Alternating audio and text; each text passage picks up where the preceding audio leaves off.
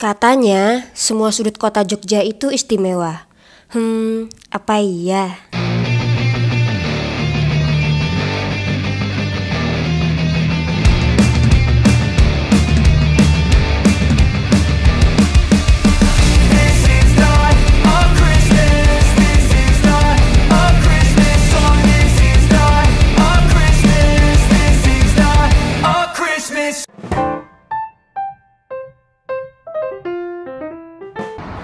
Hai, welcome to Travel Vlog Part 4 edisi Jogja.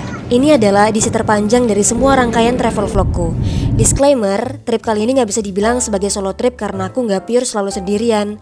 Aku punya banyak saudara sekaligus teman di Jogja yang bikin perjalanan kali ini kerasa lebih rame. Perjalanan bermula dari aku yang naik pesawat, lalu mulai kenalan sama mbak-mbak yang duduk di kursi sebelah. Ngerasa nggak kalau lagi dalam perjalanan kebanyakan dari kita suka gabut? Akhirnya aku coba mengakrabkan diri sama orang lain di sekitarku. Tips, kalau kalian mau ngobrol sama orang baru tapi nggak tahu caranya gimana, ajak ngobrol aja tentang cuaca. Yakin deh, pasti selalu berhasil. 1,5 jam perjalanan, akhirnya sampai di Jogja. Lalu memutuskan naik kereta api bandara karena menurutku ini lebih nyaman dan praktis untuk sampai ke kota. Hari pertama di Jogja, planku adalah menghabiskan waktu di Sangkring Art Space, sebuah galeri seni terbuka tempat para seniman memamerkan karyanya.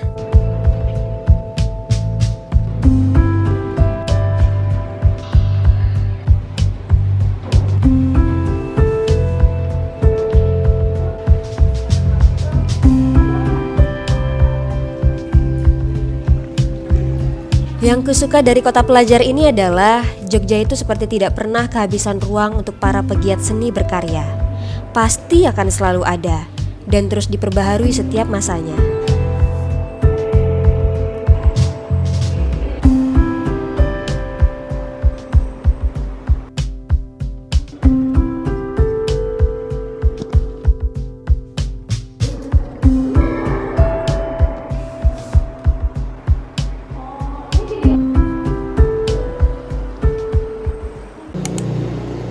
Beralih ke tempat lain, sampailah di Tirto Dipuran Ling.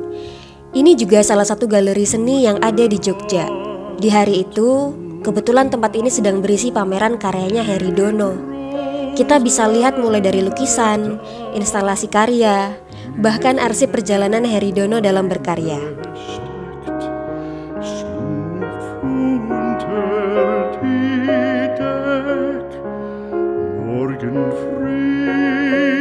Wenn Gott will, wirst du wieder geweckt. Morgen früh, wenn Gott will, wirst du... Hal yang menyenangkan dari datang ke galeri seni adalah kita bisa belajar melihat sesuatu dari sudut pandang yang berbeda. Coba memahami, menafsirkan, dan menyerap apa yang panca indera kita terima.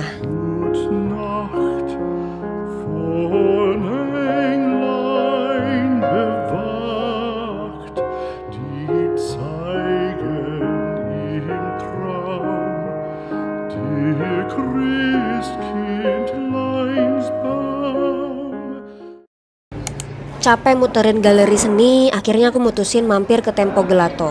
Siapa sih yang gak tahu tempat populer ini? Kalau cuaca Jogja lagi panas, makan gelato emang pilihan yang paling pas.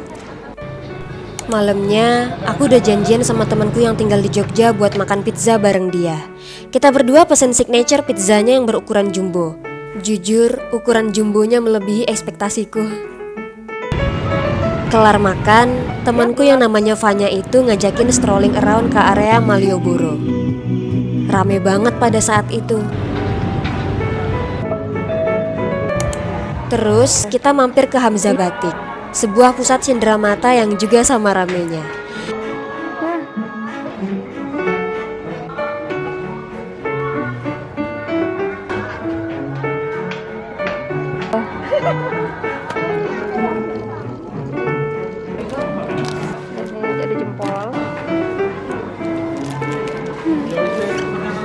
Tapi karena udah ngerasa cukup lihat-lihat, akhirnya kita mutusin buat jalan keluar lagi dan coba mau cari makanan.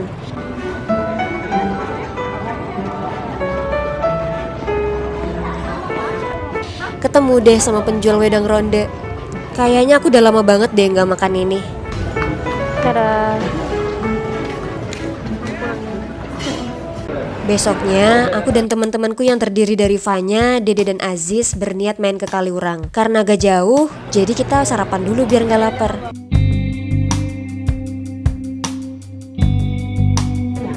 Kira-kira sejam perjalanan, kita semua sampai di Museum Ulen Sentalu. Abis beli tiket, kita akan ketemu sama guide yang akan ngajakin tur keliling museum buat lihat sejarah hidup para bangsawan dinasti Mataram. Sayang, selama tur berlangsung, kita tidak diperbolehkan mengambil gambar atau dokumentasi apapun. Jadi cuma bisa video keadaan setelah keluar aja. Cupung tuh bisa untuk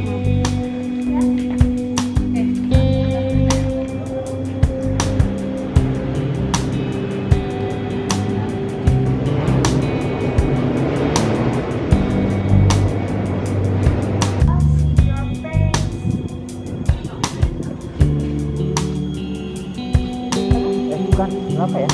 Ada Bu.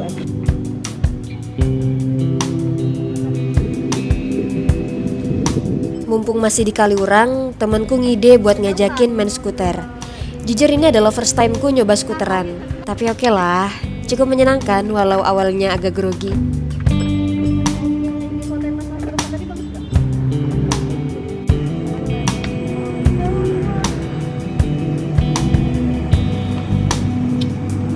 Sebelum pulang, kita mampir dulu ke salah satu kedai kopi yang jaraknya nggak jauh dari sana. Namanya Warung Kopi Merapi. Lokasinya yang ada di lereng Gunung Merapi bikin tempatnya punya daya tarik tersendiri. Kalau lagi cerah, kita akan ngopi dengan view Gunung Merapi yang cukup jelas. Kopi dan makanan pendukungnya juga enak-enak banget. Seru deh pokoknya.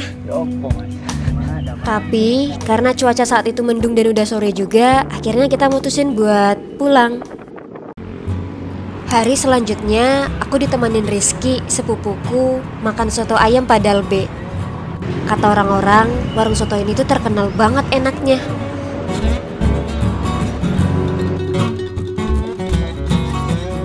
Terus karena kita mau ngopi pagi, akhirnya mampir ke Tekov. Jujur deh, aku suka konsep kedai kopi yang kayak gini. Bagian outdoornya simple dan adem karena banyak pohon.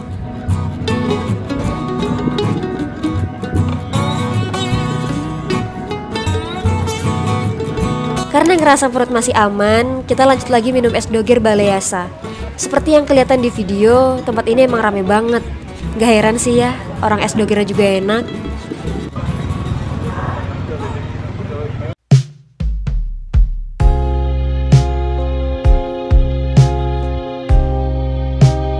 Menuju sore, kita jalan ke pantai karena rencananya mau ngeliat sunscreen. Maksudnya sunset. Berhubung saat itu suasananya lagi sepi, jadinya kita bisa bebas main kesana kesini. Seneng deh.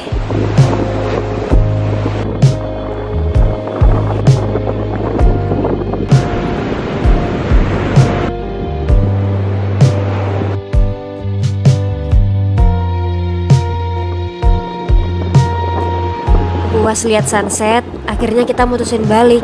Tapi karena dua orang ini sama-sama kelaparan hebat, mampir dulu ke Raminten buat makan malam. Besok paginya, masih bareng Rizky, kita makan nasi kuning di daerah Condong Catur. Abis itu, mampir ke salah satu gang ikonik yang ada di daerah Kota Gede. Kalau kalian ngerasa familiar, ya, gang ini tuh emang sering banget dijadiin lokasi foto-foto baik itu turis atau warga lokal. Yang suka fotografi kayaknya seneng deh nongkrong di sini.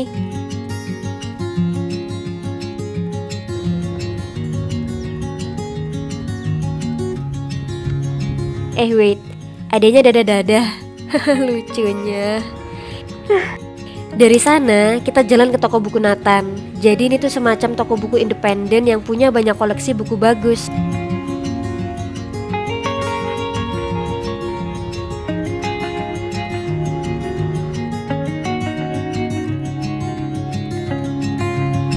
Aku pun berakhir bawa pulang buku yang kusuka.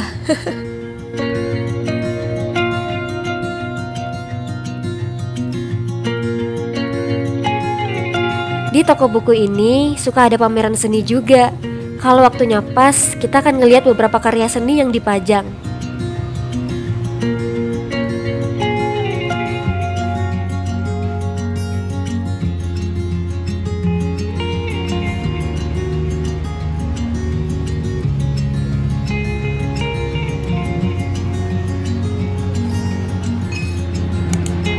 Dikarenakan cuaca Jogja di hari itu cukup panas, jadilah kita minum es dawet yang ada di sekitaran Pasar Kota Gede.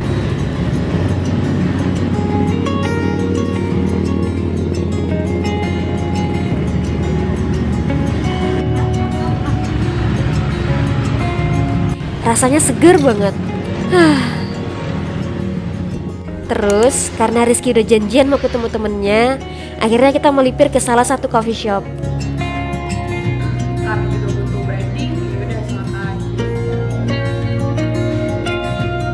Surprisingly, di sini juga ada record store. Jangan tanya deh, aku selalu betah ke tempat yang punya interest lebih sama musik.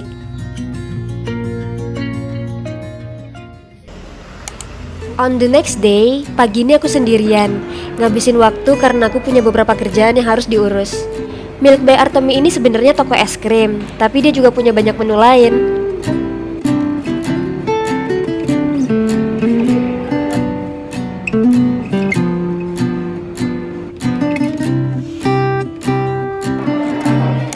Siangnya, aku udah janjian sama temanku yang dari Bali buat ketemu dan makan siang bareng.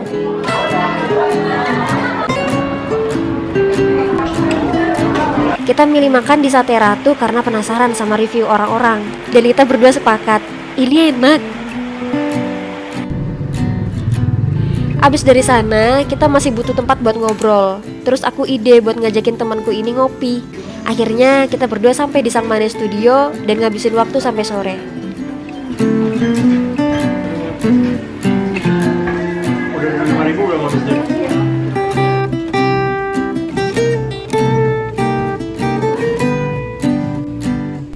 Hari selanjutnya, balik sendirian lagi. Setelah sarapan di Burjo, aku jalan ke Potentiarte, sebuah toko alat lukis dan art supplies di Jogja.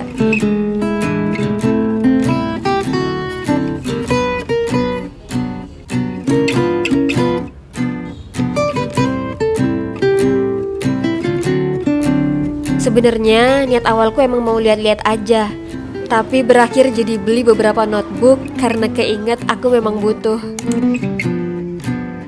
Next, aku mampir ke Daily Noon Store, toko pernak-pernik yang isinya memang ngejual produk UMKM.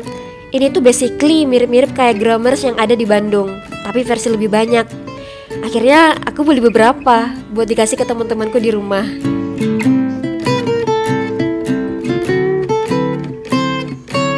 Next, aku mampir ke Chosan, yang sebenarnya ini juga salah satu coffee shop yang rame banget juga di Jogja. Tapi kalau kesini itu kita wajib banget nyobain croffle-nya mereka karena katanya enak. Dan aku bisa konfirmasi kalau ini memang enak. Anyway, ada kejadian lucu. Di sini aku ngecek ulang apa yang kubeli di Potentiarte tadi dan tebak, ternyata aku salah beli. Kupikir ini adalah notebook tapi ternyata linoleum block. Aduh, bego banget. Malam-malam, masih di hari yang sama, temanku Fanya ngajakin aku makan mie ayam Palembang Avoy. Kebetulan Jogja di saat itu lagi hujan, jadinya mie ayam yang kita makan kerasa nikmat banget. Hari selanjutnya, setelah sarapan di warung penyetan yang hampir semua anak Jogja tahu, ya Mas Kobis, aku bareng sepupuku Rizky jalan ke Pasar Kembang Kota Baru karena kita mau take konten buat kerjaan. Ya gini deh, serba-serbi konten creator, kalau ada kerjaan di tengah trip ya dikerjain. Kelar dari sana, aku ngajakin Rizky buat minum teh di salah satu kedai teh yang baru buka di Jogja. Niatnya emang mau nraktir dia karena udah bantuin aku hari itu. Tapi karena dia lebih suka ngopi, akhirnya dia ngajakin aku ke tempat ngopi favoritnya dia, Klinik Kopi. Dilihat-lihat, kok aku ngerasa familiar ya sama wajah baristanya. Baru inget kalau beliau ini adalah barista yang sempat mejeng di film AADC 2. Soalnya kan aku kan kenal sama yang punya referensi kopi. Oh iya, referensi. Apa coba apa? Harus kuakui, aku betah di sini. Jarang banget nemu kedai kopi yang feels like home. Apalagi juga Mas Pepeng sang barista orangnya supel dan seneng ngobrol. 2 jam di sini kita bahkan udah ngobrol macem-macem. Tapi karena aku lapar, jadinya kita mutusin pergi dan cari makan di sekitaran UGM. Ada warung seafood enak ternyata. Kita makan deh. Sebelum pulang, Rizky ngajakin aku buat ketemu teman-temannya di JNM Block, semacam ruang publik yang emang mengusung seni, budaya, dan hiburan.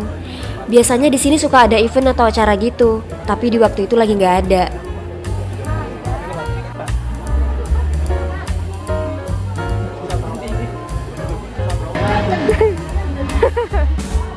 Oke, ini video loh. Video. Masuk YouTube nih. Ya, apa YouTube-nya nanti kita lihat. Nanti kita lihat. Akhirnya ya kita cuma ngobrol sambil ketawa-ketawa, karena ternyata di luar dugaan teman-temannya Rizky pada lucu-lucu semua.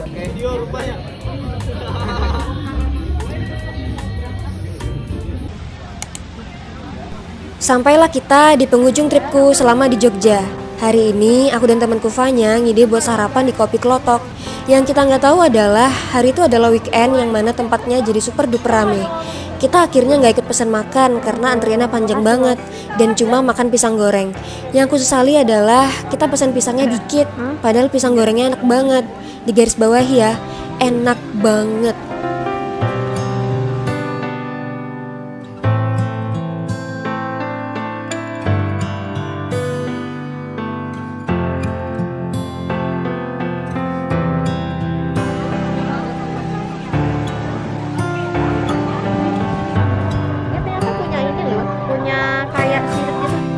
Geographic, iya. Malah kita ngevideoin makhluk itu sama Fanya The Explorer.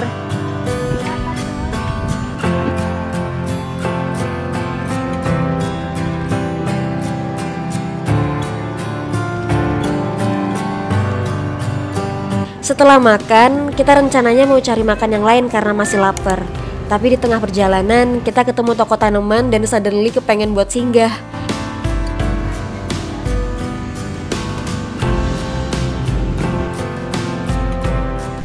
Asli, koleksi tanamannya banyak. Fanya bahkan beli satu mawar buat ibunya.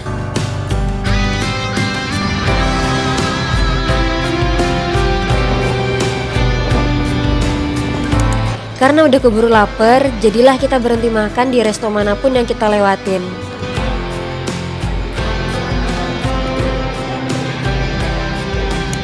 Dan untuk menutup trip Jogjaku yang isinya manis kayak es krim, kita akhirnya memutuskan buat mampir ke Mixu dan beli es krim 8 ribuan yang dingin dan seger itu.